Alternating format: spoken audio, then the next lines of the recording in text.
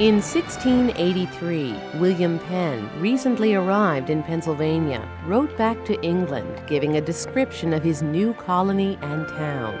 Today, over 300 years later, his words still ring true. Philadelphia. Of all the many places I have seen in the world, I remember not one better seated, so that it seems to me to have been appointed for a town, whether we regard the rivers or the conveniency of the coves, docks, springs, the loftiness and soundness of the land and the air, held by people in these parts to be very good.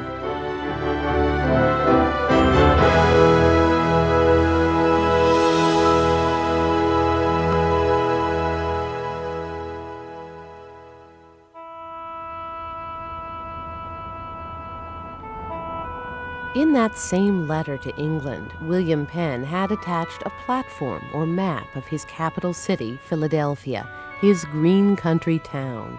His surveyor wrote, "The city of Philadelphia now extends in length from river to river 2 miles, and it is now placed and modeled between 2 navigable rivers upon a neck of land, and that ships may ride in good anchorage close to the city, and the land of the city level, dry, and wholesome. Such a situation is scarce to be paralleled."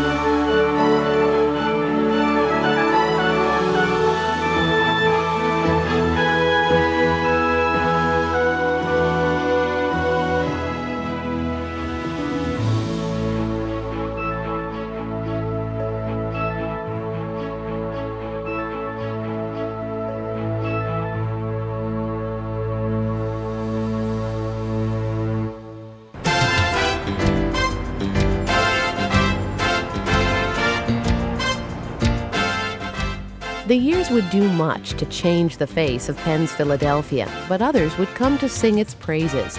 The essayist Christopher Morley wrote earlier this century, As one walks and speculates among all this visible panorama, beating one's brains to catch some passing snapshots of it, watching, listening, imagining, the whole hullabaloo becomes extraordinarily precious.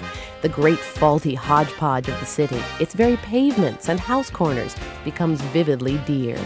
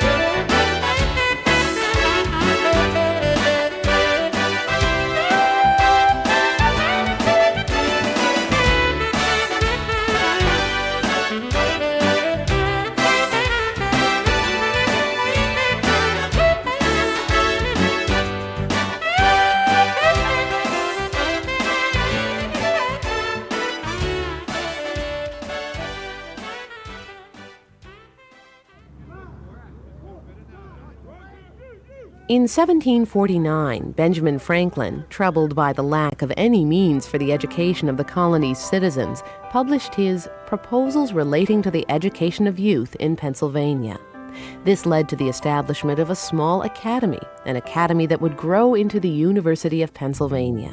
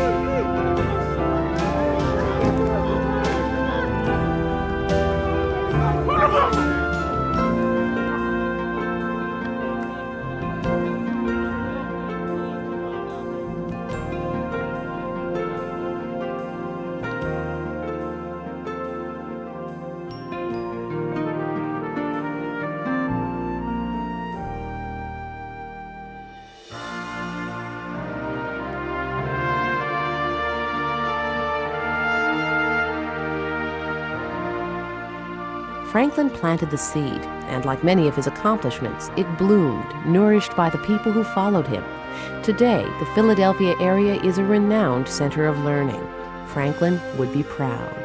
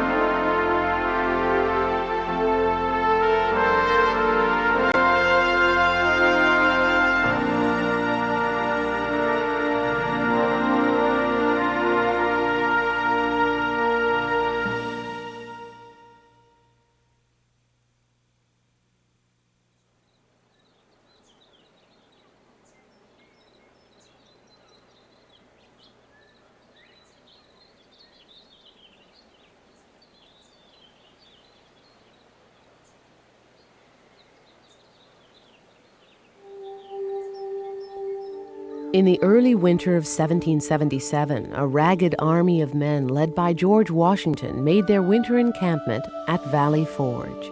One of these men, Joseph Plum Martin, later recalled his experiences there. He wrote, "We marched for the Valley Forge in order to take up our winter quarters.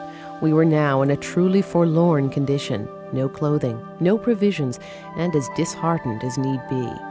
We arrived, however, at our destination a few days before Christmas. Our prospect was indeed dreary. However, there was no remedy, no alternative but this or dispersion. But dispersion, I believe, was not thought of. At least, I did not think of it."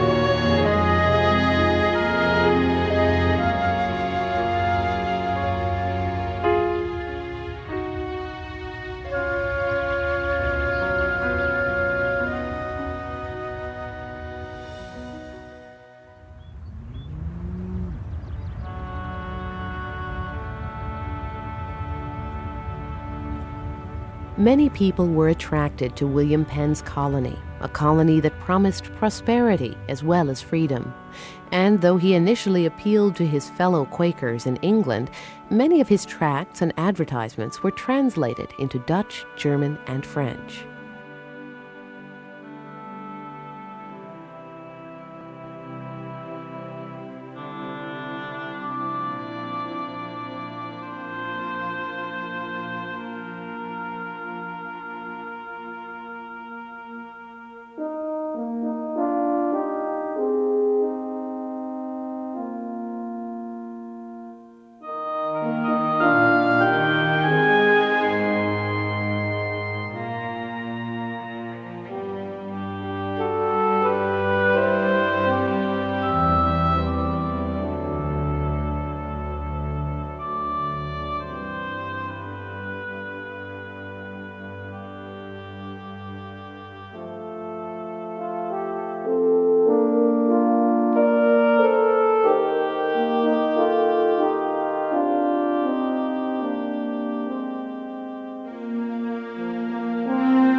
The mid-1700s found a new group of immigrants arriving. One suspects that these settlers found the land as Penn did. The air, heat, and cold resemble the heart of France, Penn wrote. The soil good, the springs many and delightful, the fruits, roots, corn, and flesh as good as I have commonly eaten in Europe. I may say of most of them, better.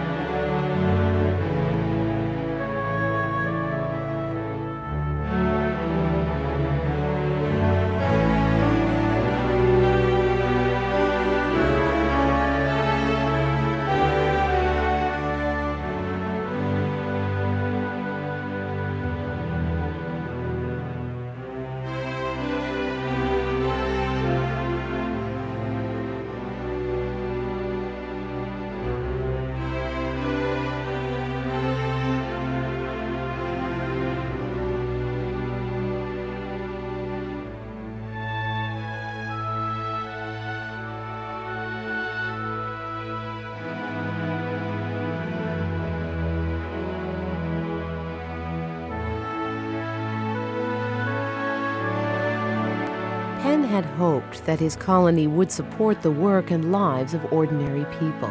In fact, he believed that those most suited for this land were the industrious husbandmen and day laborers, as well as those engaged in handicrafts, especially carpenters, smiths, tanners, and shoemakers. It seems that Penn's dreams came true, for today this is Pennsylvania at its most simple and beautiful.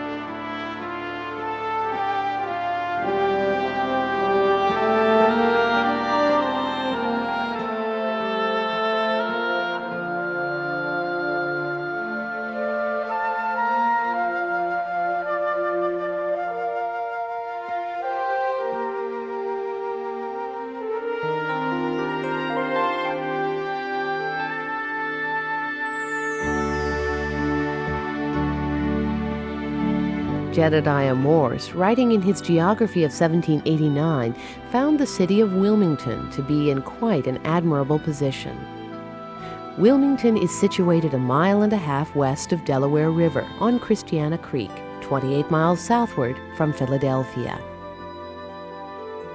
It is much the largest and pleasantest town in the state, containing about 100 houses, which are handsomely built upon an eminence and show to great advantage as you sail up the Delaware.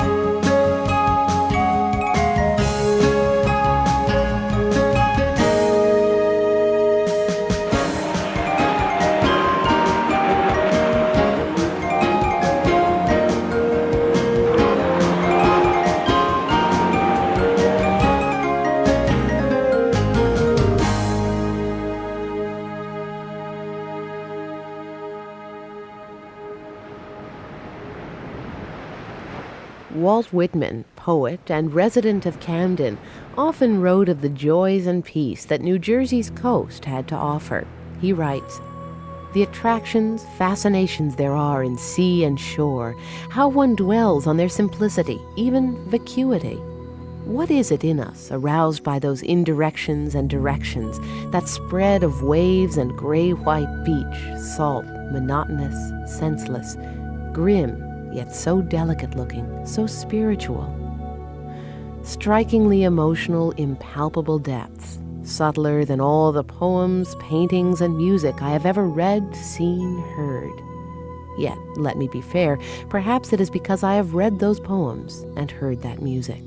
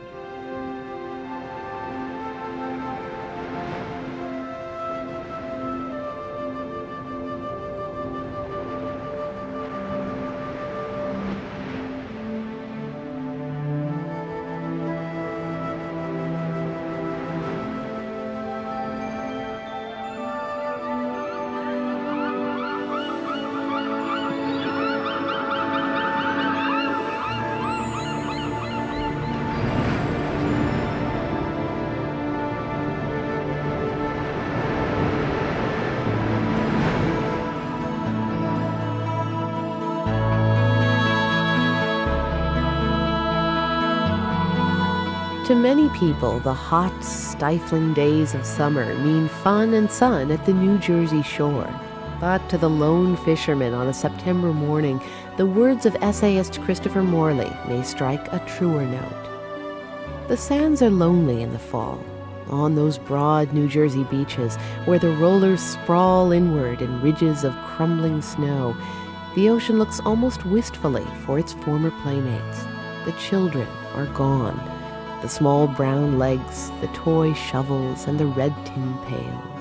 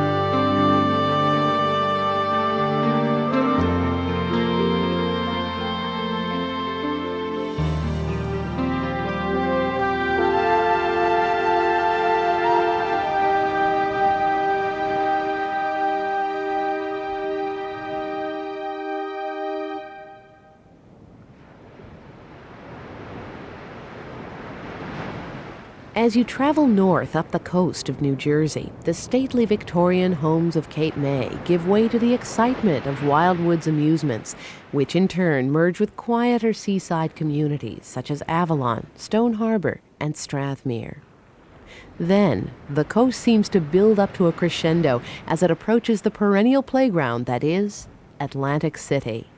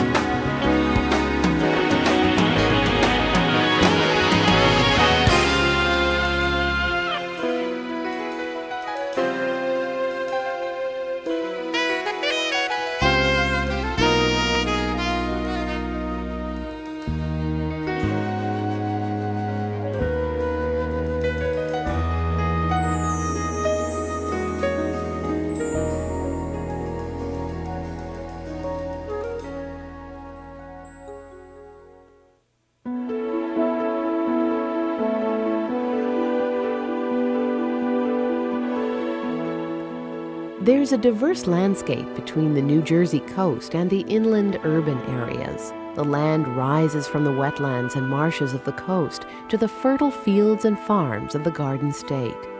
The dense forest of the Pine Barrens, with its cranberry bogs and patches of blueberry, all serve up a striking contrast to the steel and concrete of our cities and towns.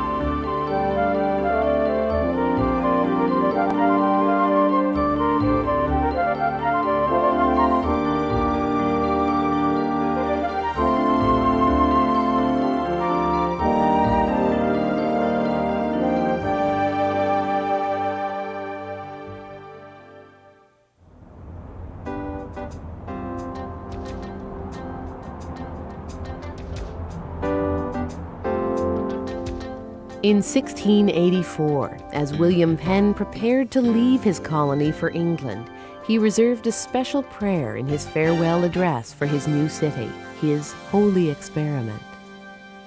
And thou, Philadelphia, the virgin settlement of this province, named before thou were born, what love, what care, what service, and what travail have there been to bring thee forth and preserve thee from such as would abuse and defile thee.